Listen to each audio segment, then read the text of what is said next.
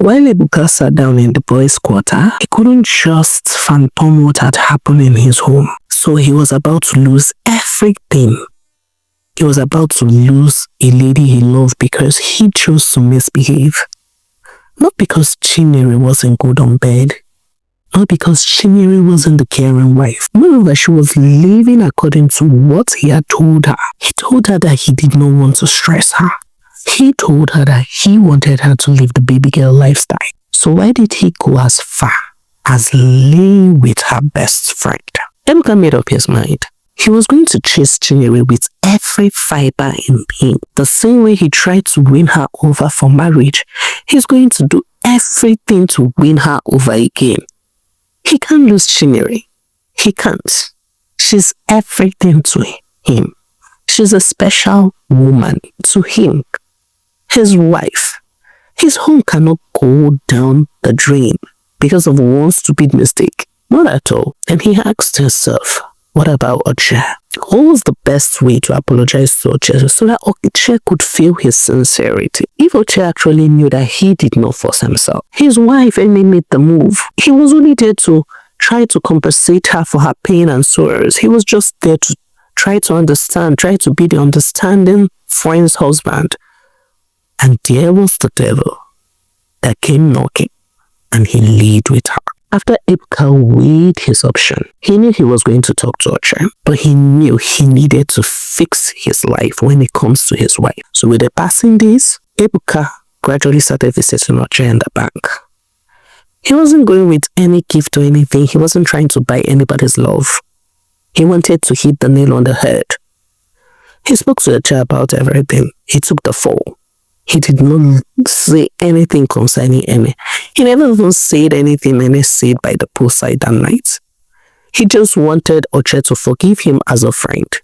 Eme can handle her husband when it comes to their problem. Oche looked at him and said, Ebuka, I have known you for years. If anyone had told me that you would be the one to break my marriage, I won't believe. Oche asked him, so how's your wife handling it? I guess she must have figured out after I beat you. Ebuka looked at him and laughed and said, Chinyere is fine. She forgave me. She told me that the only reason she's forgiven me is because she believes that it is better to fix a home than to watch it go down the drain. Oche was looking at Ebuka. He was trying to understand what he's saying here. So he meant to say that Chinyere forgave him for the mess he had done. And he asked himself, wow, I'm not even sure Chinyere is a strong Christian as I am. So if Chinyere chooses to forgive him, why can't I forgive him? If only Oche knew that Chinyere even chased Ebuka out of the house. Just that Ebuka decided to stay in the boys' quarter. Oche told him, I beg, leave my office. I still need to think this thing through. Ebuka left. While he was sitting in the car, he really wished in his heart that Chinyere said those words to him. He wished Chinyere had forgiven him. They were playing the perfect couple, but they were not. Whenever it was time to go for a function or something very, very serious, Chinyere and Oche goes together in the same car, pretending to be the perfect couple, even if it's to someone's wedding or anything, even if it's to a church. They dress like the perfect couple and go to church. But the moment they get to the house, they both go their separate ways. Chinyere enters the main building and Oche returns to his boys' quarter.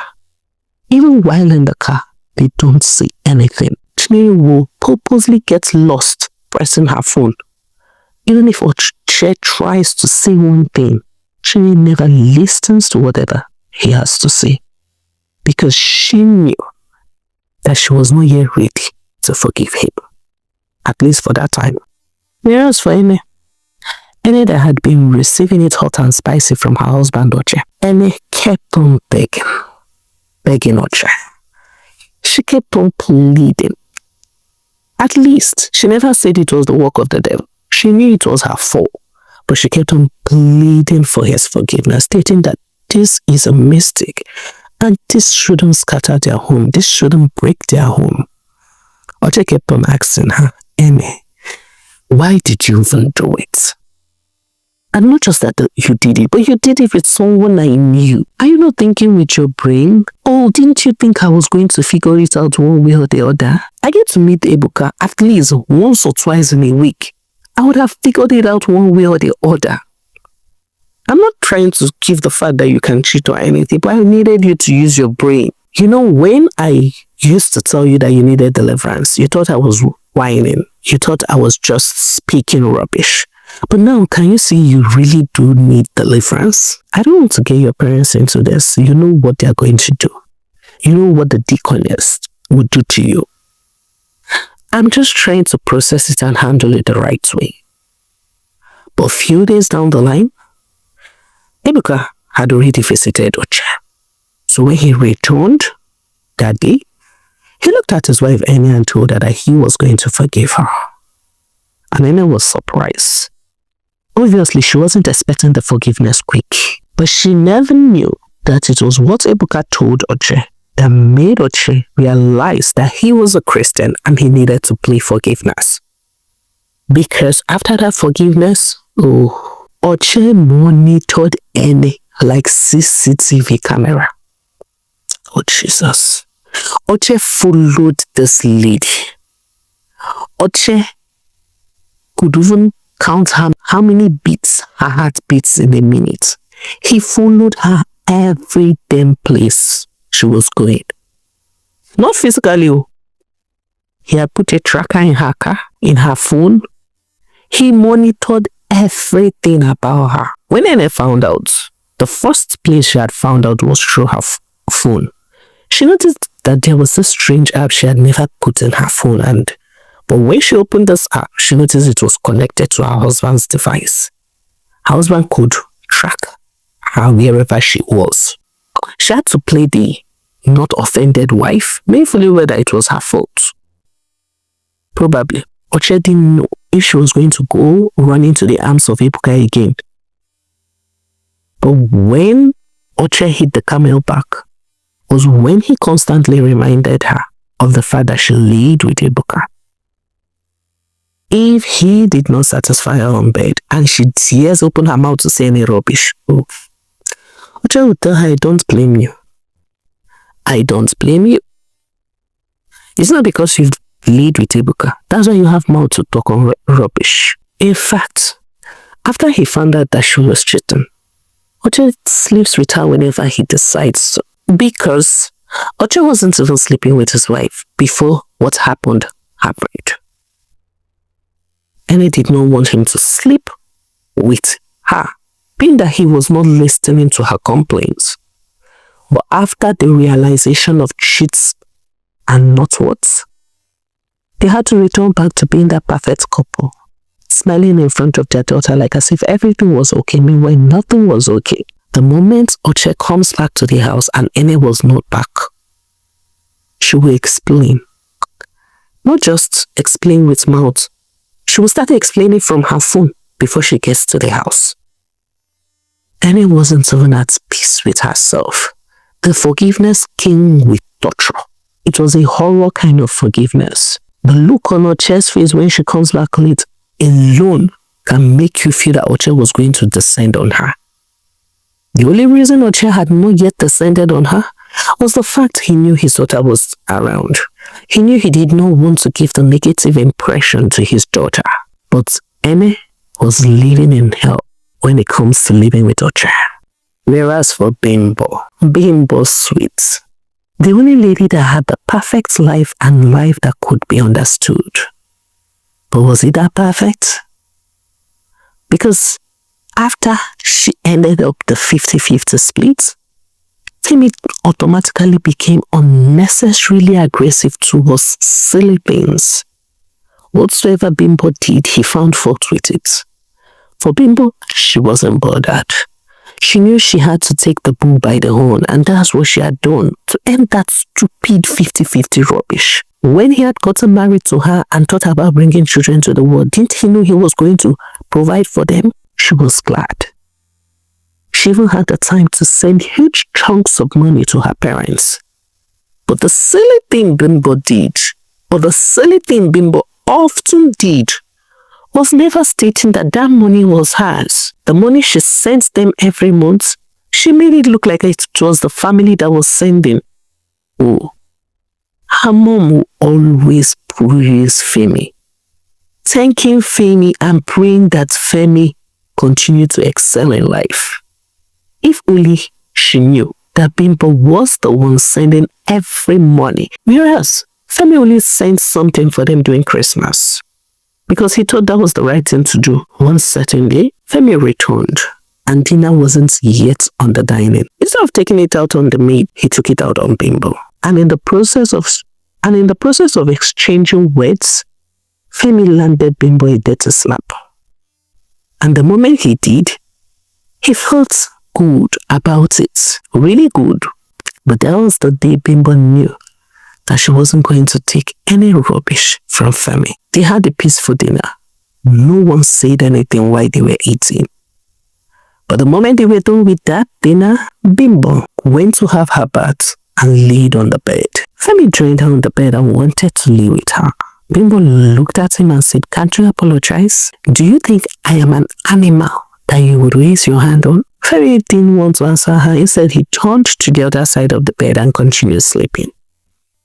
But when Femi woke up the next morning, he got the shocker of his life. Bimbo had left. She left with her 2 kids. Femi was a joke to her.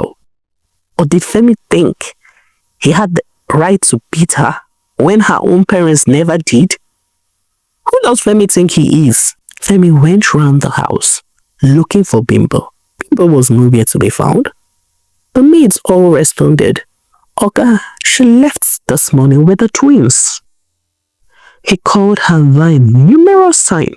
At some point, they told him that the number you're trying to call is not available because it did not ring. People had already blocked him. At this point, she was ready for every drama Femi wanted to give. He must apologize. You see, that's apology. He must apologize. How dare him beat her? For what reason? Because food is not on the table. If he beats her because of food, he will beat her for another. Bimbo sat down in her newly acquired apartment. This was an apartment she had long ago. She had always saved money and was able to acquire a bungalow for herself. More like she was already prepared for one day to leave Femi's house. She was taking care of her twin and she got a call from her mother-in-law, who asked her where she was. Bimbo said she wasn't even around because she did not want anyone to pay her a visit there. She did not even want anyone to know about this apartment. But she told her mother-in-law that whenever she was around, she was going to come see her. It was even that time of her leave, so she needed that time to rest from the Adeko kids drama. After 1 week of staying in the apartment, Bimbo invited her mom over. When her mom had come to the apartment, her mom asked her what happened. Bimbo, "Why are you here? This does not look like your house." Bimbo said, "Mama, don't worry. We did this aggressive fumigation in our house. Femi is staying with his parents and I'm here. So that's why I invited you over so you could help me with the twins. And I'm on leave. We did it when we were on leave, so don't worry." But her mom looked at her closely. This lie doesn't fit it. If there was this aggressive fumigation, the family should be together. Why would Femi be with his parents and she in a different place? But she didn't want to push further. She knew that right from small, Bimbo wasn't that kind of child that wanted to express too much. She enjoyed time with her grandkids for the longest time she could. The last time she saw these kids, it was just a 1-week visit to Lagos. And she knew that her presence wasn't really needed, but she had to smile for her daughter. But this time around, she had a time of her life. She ate whatever she wanted. Bimbo even took her to the hospital to check her properly. And even 2 weeks before she returned, Bimbo invited her dad, took him to the hospital and checked him properly.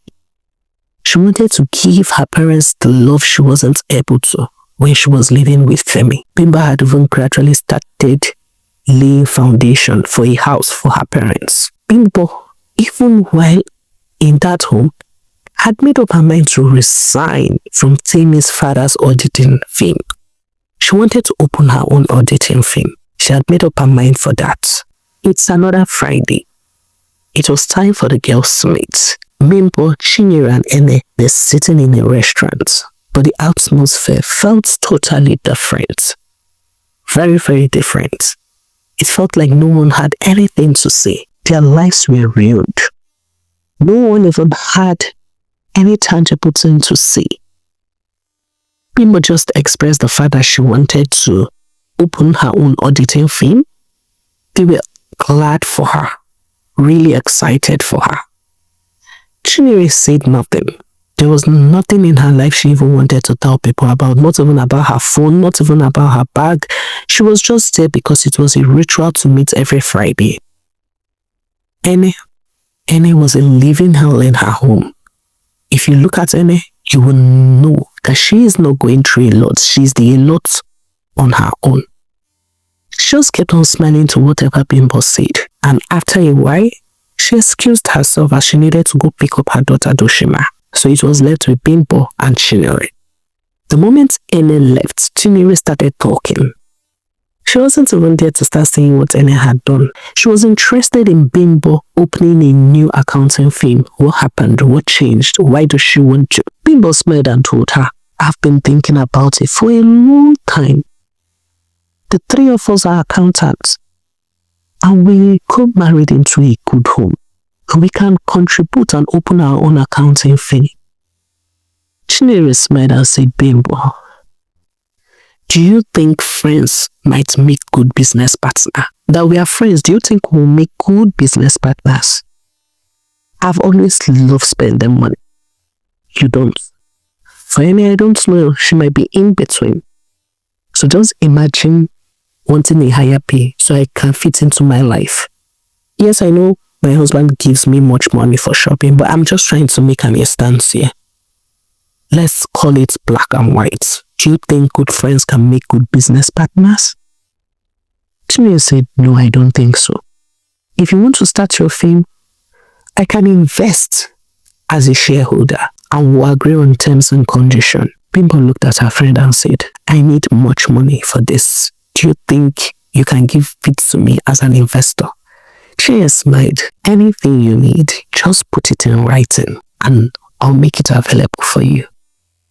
Bimbo hugged her friend Chinyere and told Chinyere, thank you very much. 2 weeks down the line, Bimbo put everything in writing. She did not even want to rent a building. She wanted the building itself. Chinyere looked at her and said, I love you, Bimbo. You had big dreams. And I've been there sitting down and thinking that working for someone was the best way out. But with this dream of yours, I'm really impressed. Chinyere made available all necessary funds Bimbo needed to start this firm. She bought a full building for Bimbo.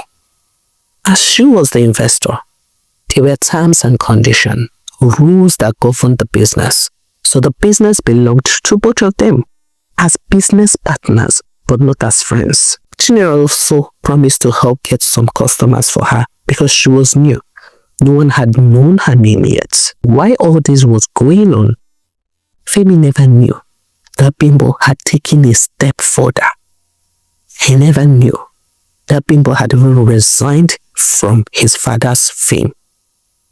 While he was sitting and rolling his chair, thinking that Bimbo was on leave, his parents called him and stated that they wanted to see him that evening. So Femi had promised to visit them in the family house. The moment Femi got to the family house, his parents told him that Bimbo had resigned. What happened? It's unlike Bimbo to do that. Femi kept on talking and stating the fact that Bimbo had changed, her friends had influenced her. He just kept on saying whatever he wanted to say. And while he was talking, he kept on stating the fact that he needed to tame her. He needed to control her. He needed to make her see that that was not how life is. He needed to tie her. His both parents were looking at Femi. What's this boy saying? Is he okay? Is Bimbo an animal to be tamed? By control. What is wrong with Femi? His mom looked at Kemi and said, Femi, what are you saying? Do you think that's how to run a home? She's your wife, for crying out loud. She's not your puppy. You converse, you make a conversation with your wife. You don't tame, you don't tie, you don't pull the trigger. I don't even understand the rubbish coming out of your mouth.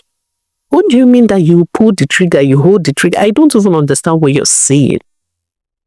She's your wife. Even the Bible says 2 becomes 1. Meaning 2 of you have to converse, make an agreement before it comes to play. You don't become the chief of everything. Yes, you're the head of the family, the head. Without the neck, the head cannot move. You are the head, she's the neck. If Bimbo decides to leave, you are just a head with nothing. Femi was looking at his parents. He was lost. Growing up, he had witnessed his father do all these things to his mom. She was the one that wanted an audit fame. But he stole her dream. He stole her idea and turned her to a full-time housewife and placed her on a permanent monthly pay. What had changed? Did he realize his own mistake late? But Femi did not say anything. While his mother was there complaining, his father sat down in lost, shock, and so many things. His father knew that everything Femi was saying, he learned it from him. He used to do that to his wife. He used to make Mrs. Adegoke feel like he had the power to subdue her. In fact, he had always done it to her. Probably old age had made her to let go and forgive him. His father looked at him and said, Femi, you cannot make the same mistake your father made. You have to go back to your wife. Try to understand her. Don't make everything an ultimatum in your house. Go back to your wife. Find her wherever she is and apologize to her. It's so funny that you had so much to say. But when we spoke to Bimbo, she said nothing. So I know she's willing to fix this marriage. Whatever you did that made Bimbo to leave, you have to undo it. If she had tolerated you to this very point of you taming and not taming her, then you have to apologize. Femi looked at his parents and said, okay. He went back home that day, but did not even call Bimbo. He was too pompous to do that. Who is she? That low-life thing he got married to. Not at all. He was not going to call her. He's going to make an impact so that wherever she is and she hears or find out about it, she will run begging him. His stupid impact was to get Becky over, but he never knew that he was just digging his own grave. Stay tuned, besties, because the drama is yet to begin.